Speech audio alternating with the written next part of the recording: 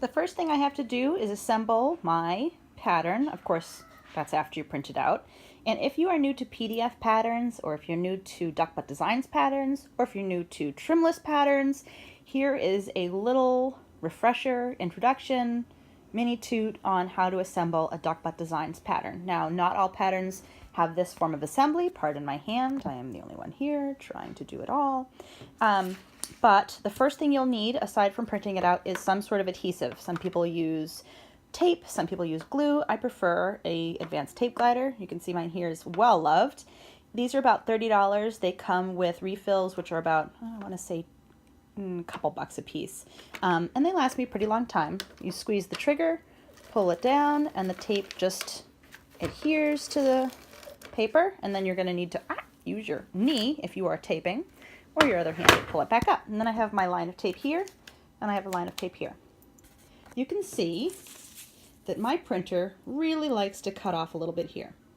So I'm going to have to use a little bit of guesswork. If this were perfect, it would just butt up against that line, but it's going to have to overlap it a little bit. So I'm going to use my best judgment and put it right here. And I'm going to tap that down.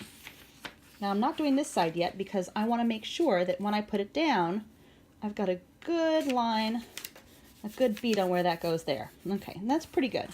If you are a perfectionist, get your little ruler out, and these squares, right here, this overlap should be 1 inch square. So there you go, 1 inch overlap there, 1 inch overlap there. If it's not perfect, keep in mind that 1/16 of an inch here is really not going to make that big of a difference for several reasons. One, that's sort of within the margin of error for using your hands to cut things out. Two, it's knit, so it's going to be really forgiving. And three, just trust me, I guess. It will be fine. There are times when 1/8 of an inch or 1/16 of an inch makes a huge difference. Like if your scale square is off. You'll notice that there is a 1 inch square and a 2 centimeter square on your pattern. Make sure those are spot on. If those are off by 1/8 of an inch, then your entire pattern will be off 1 inch for every 8 inches. And that adds up to quite a bit. So make sure that your scale squares are right on. But if you're missing a 1/16 of an inch here or here, don't sweat it at all.